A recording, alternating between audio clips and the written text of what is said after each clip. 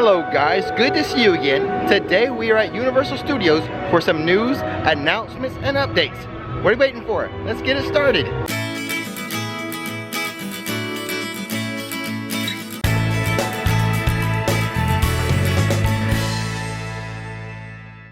But before we begin, we publish theme park videos on this channel all the time. So hit that subscribe button and that bell notification button so you'll know when another video is ready for you to view. So here is the plan for today. Universal made a couple announcements regarding Halloween Horror Nights. They made an announcement regarding a new restaurant they have here.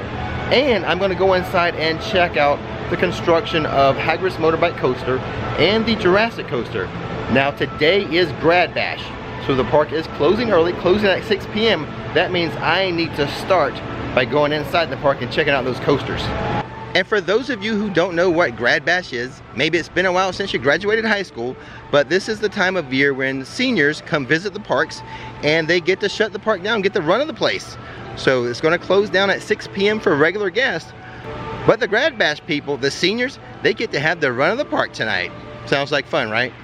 So guys, I have made it into the Wizarding World for the updates on Hagrid's Motorbike Adventure.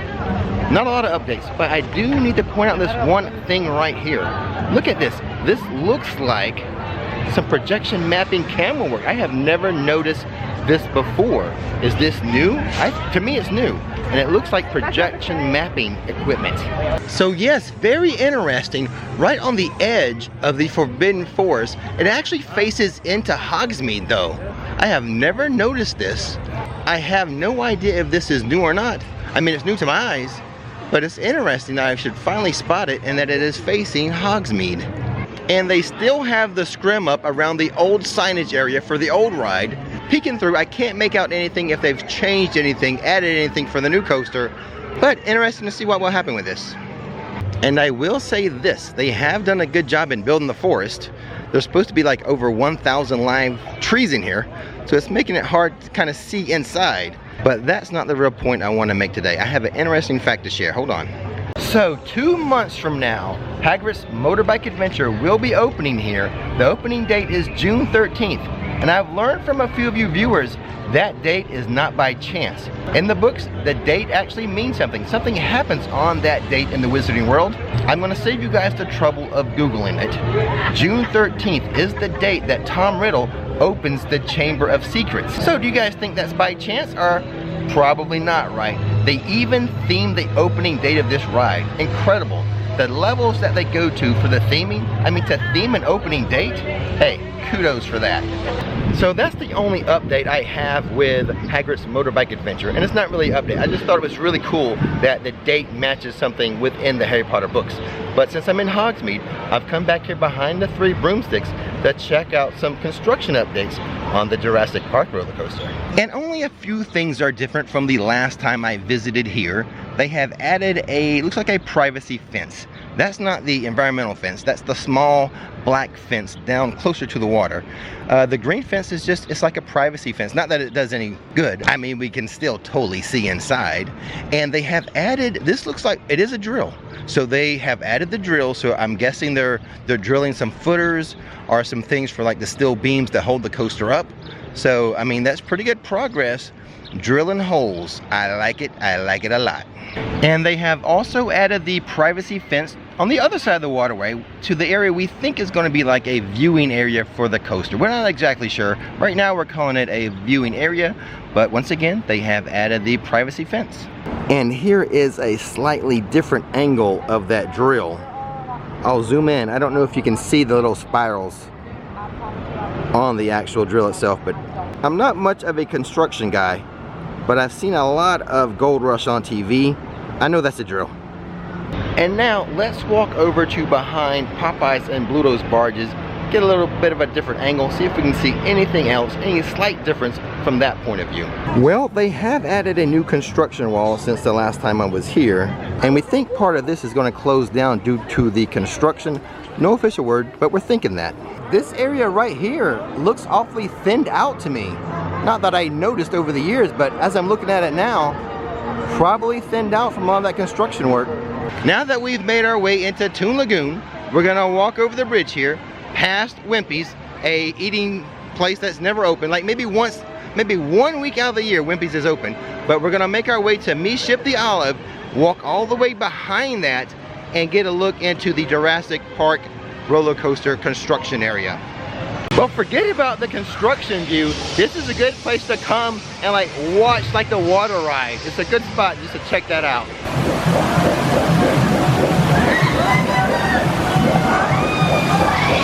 Now this is what I was worried about with this location. We are closer to the action, but we are on lower ground. So the privacy fence is actually doing a better job over here at this angle. We've got the low ground. The other side in Hogsmeade, we had the high ground. Well, it looks like we're gonna have to wait for the ride to go vertical before this spot becomes useful anymore. Well, I'll tell you what guys, let's make our way back to CityWalk so I can give you an update on those Halloween Horror Night houses and that restaurant.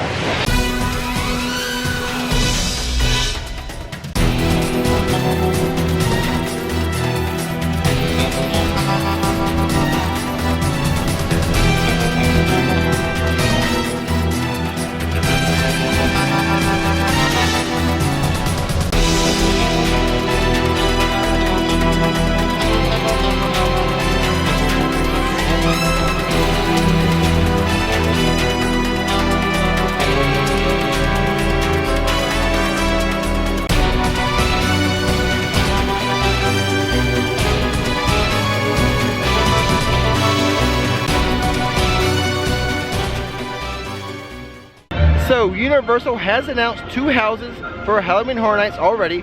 One an IP house, an intellectual property house. The other an original house. And to no one's surprise, the IP house is gonna be Stranger Things. Okay, Halloween Horror Night fans, get ready. Netflix's Stranger Things is returning for Halloween Horror Nights 2019. This year, you're going to experience an all-new haunted house where you'll travel back to the small town of Hawkins, Indiana, and you'll walk through some of the most terrifying scenes from season 2 and season 3 of Stranger Things, which I find interesting because season 3 hasn't even come out yet. Not only will you come face to face with Demodogs, but you'll also make your way through iconic scenes and locations from Chief Harper's cabin to the Starcourt Mall. And now, let's discuss the first original content house released by Universal for Halloween Horror Nights 2019. And that's going to be Nightingale's Blood Pit. Guests will enter an all-new, horrifying original story featuring a grisly race of creatures called Nightingales.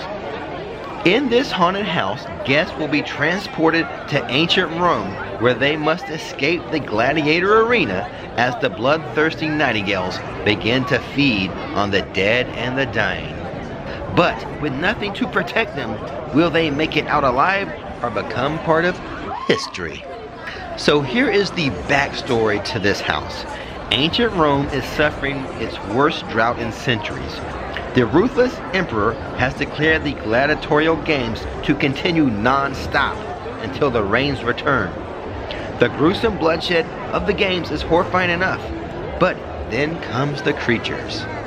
As the blood soaks into the earth, the nightingales feed on the dead and the dying. You'll try to survive alongside the gladiators as the ravenous nightingales tear into their victims, and they notice that fresh blood has come into their midst. And that's you, people. That fresh blood is you. So there you have it, Nightingale's Blood Pit, the first of the original content houses announced for Halloween Horror Nights 2019. And the last announcement we have for today has to do with this new CityWalk restaurant, Big Fire. So this summer, Universal Orlando will debut its next original concept dining experience called Big Fire.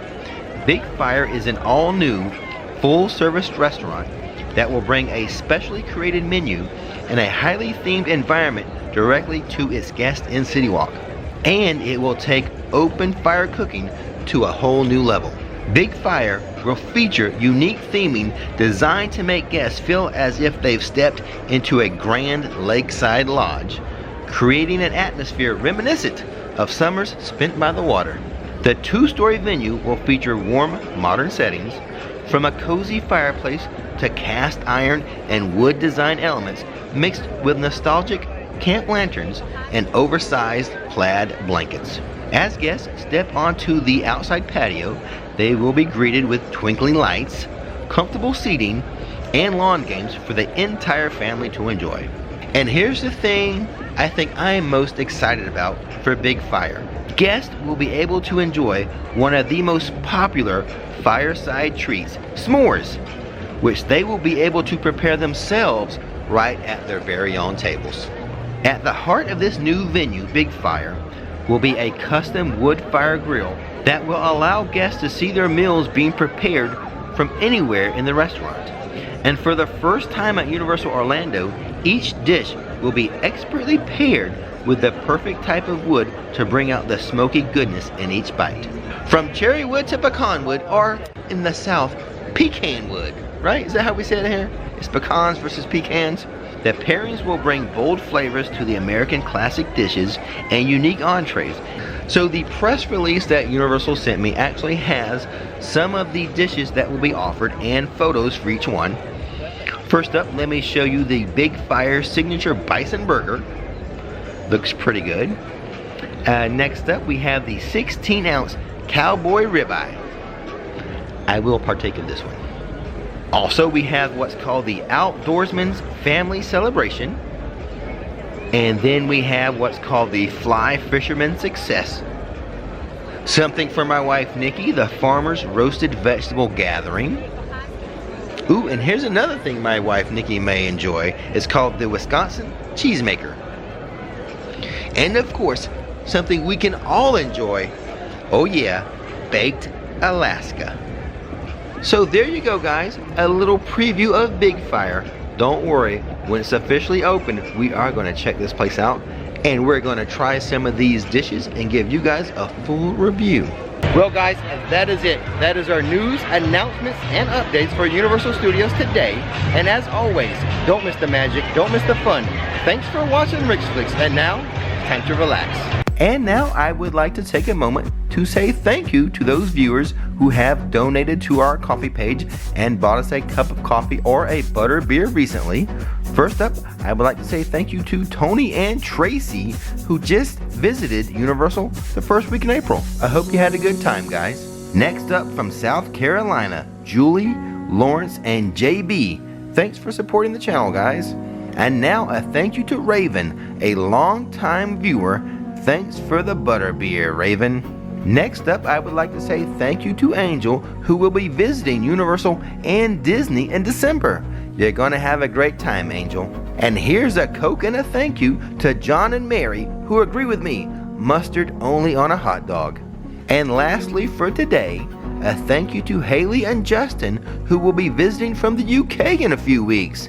And how about a shout out to Blake Blazin for finding a hidden Ricky, which by the way, there's one in this video. Go find it, leave a comment, and maybe you'll get a shout out.